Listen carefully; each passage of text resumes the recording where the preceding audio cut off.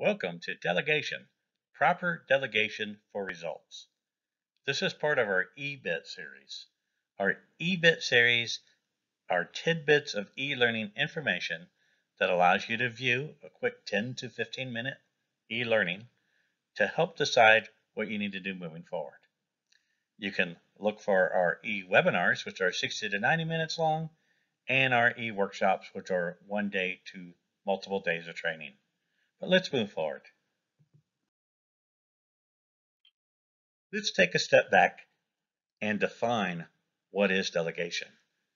This is a question that I ask you. What is delegation? And then, what is proper delegation? Too many times I have seen in business and organizations where management simply delegate tasks or other items that maybe they're tired of doing, they believe it lightens their load, and they delegate that to others. Maybe it's things they don't want to do. They believe that by lightening their load, they're improving the whole aspect of the role. And that may not always be true. Perhaps who they delegated to wasn't the right person. Maybe what they delegated to them really does no benefit to that person or to the organization. All things should have a set benefit and design that someone develops and grows. That's what helps define what proper delegation is. Is it benefiting the organization? Is it allowing that person who's delegating to work on more specific items that create a bit bigger impact? But also, is it growing the individuals who you're delegating to that they can take a bigger role and grow within your organization? Think about it. What other answers would you have?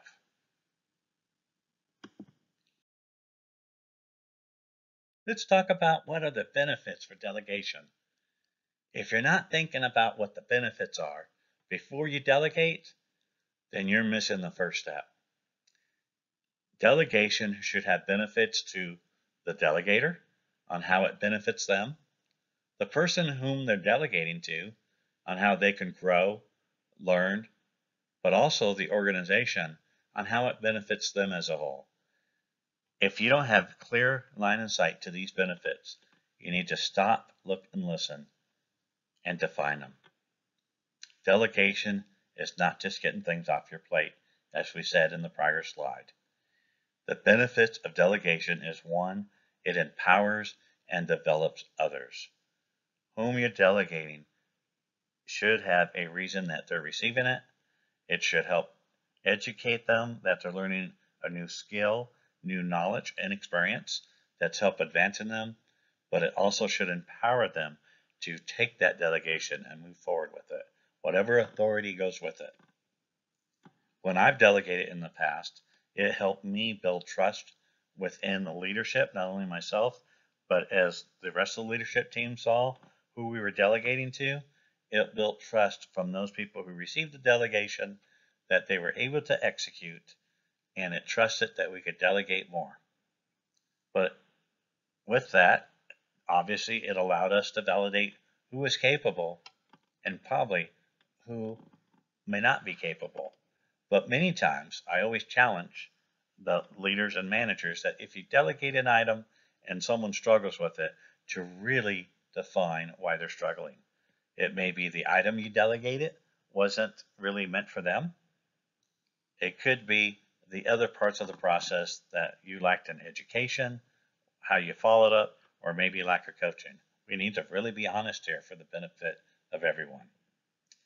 True delegation opens up more communication through the process of here's what I'm going to educate you, here's where I'm going to check back with you, here's where we're going to evaluate the process, and we'll provide more coaching.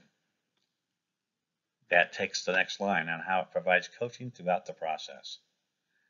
One of the big benefits, obviously, from delegation is it frees up your time for other items that hopefully make a bigger impact. That should be the true reason for delegation, that it helps you focus on areas that make more impact and or, in combination, helps develop that next person. When we have delegated to others, it created a hunger for the other staff members to want to learn.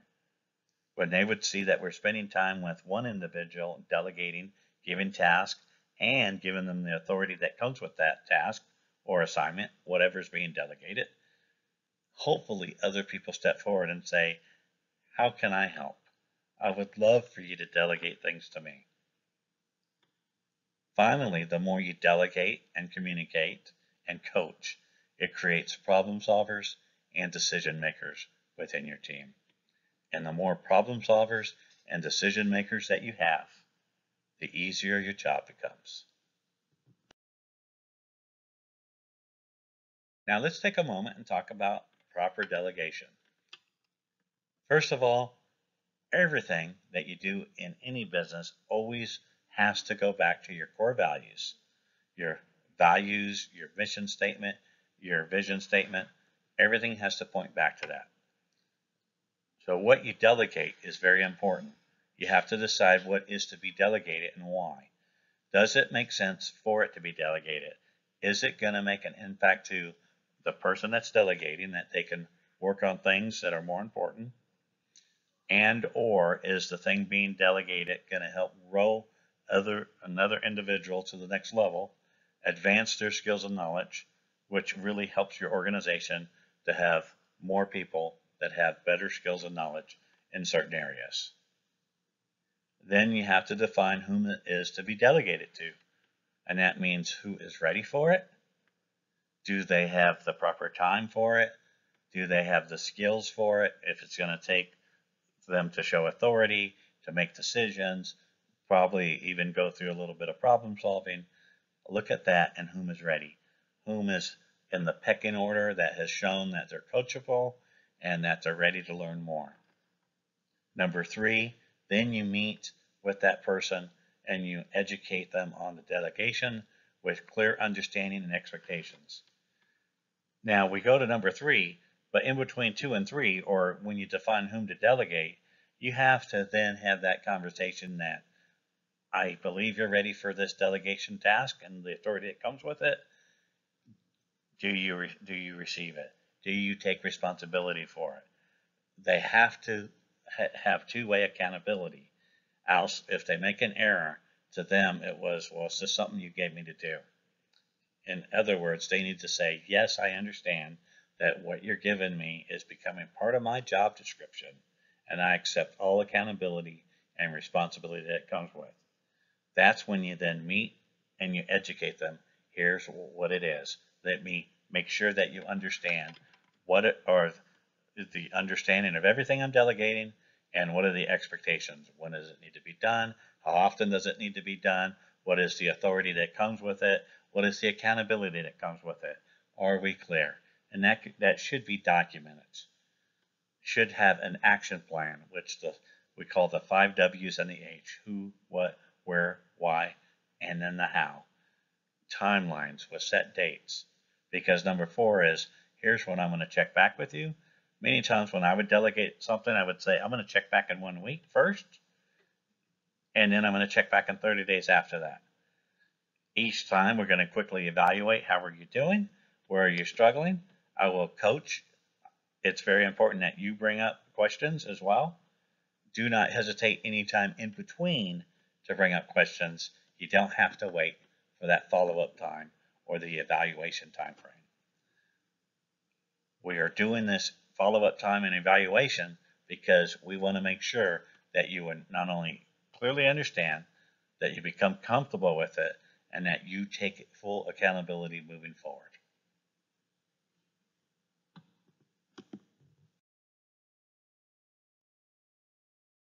Think about how the conversation sounds like. I think we described it pretty well in the prior slide, but how should the delegation conversation take place? Well, obviously it needs to be in person. And when we say in person, that can be virtual, that could be by phone, but if you can do it face to face, that's always great. It should be motivational, uplifting. Because we believe you're ready for this, we want to expand your role. I want to prove that you're capable because I think that you can really be successful as an organization in a larger way moving forward. Explain the reason. This will allow me to brainstorm more. I need to work in these areas of planning and strategy. And if I can give you this, you're going to help me grow, our organization grow. And then as we move forward, there'll be better opportunity for you. Portray the confidence. I'm only bringing this to you because I believe you're ready for it. I have every bit of confidence that you can accomplish this. Walk through the stages that I described in the prior slide. The stages of, here's the action plan, the 5 W's and the H. Here are the timelines. Here's when I'm going to check back with you. In between, don't hesitate to bring me questions, but our follow-up will consist of this, and I will also provide coaching at any time. Define the accountability. By taking this, though, you do assume more accountability and responsibility.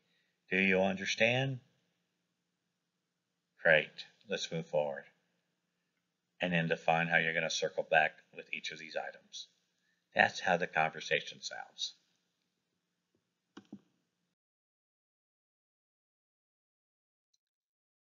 Important keys.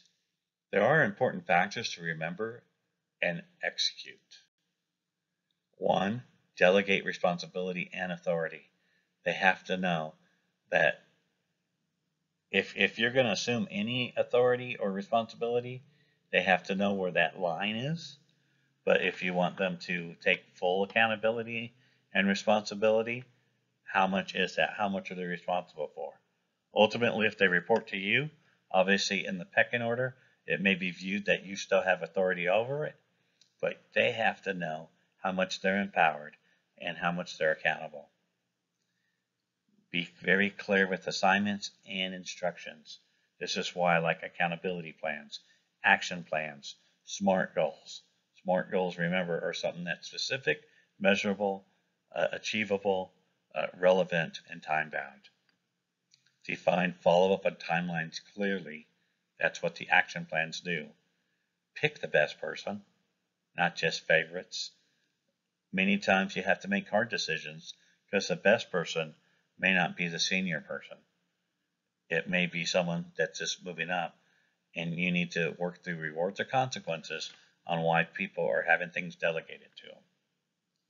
And then show trust in whom you delegate. Doesn't mean that errors won't happen or mistakes. Coach through those. You have to weigh how much is an error and how much is capability. But as small errors happen, coach through them. Because remember, think back about how you learned and when you learned new items. Evaluate and coach. That is so important. And then give credit and accolades. Give it openly. You want others to see that because you want other people to be hungry to have things delegated to them. What a great environment you can create. One of the great quotes that I like about delegation is this one here. The inability to delegate is one of the biggest problems I see with managers at all levels. And that was Eli Broad, who created 2 Fortune 500 companies within his time frame. Thank you very much, and we'll see you on the next lesson. We want to thank you for attending. If you'd like to email, our email is mark@markvillarreal.com. If you have questions about additional courses, you can send that to contact@markvillarreal.com. My website is markvillarreal.com. My phone number is listed there. And please subscribe to our YouTube, which this will be posted. But as we create new tidbits or other e-learnings or educational videos, you will be notified as well. So please, thank you very much and have a good day.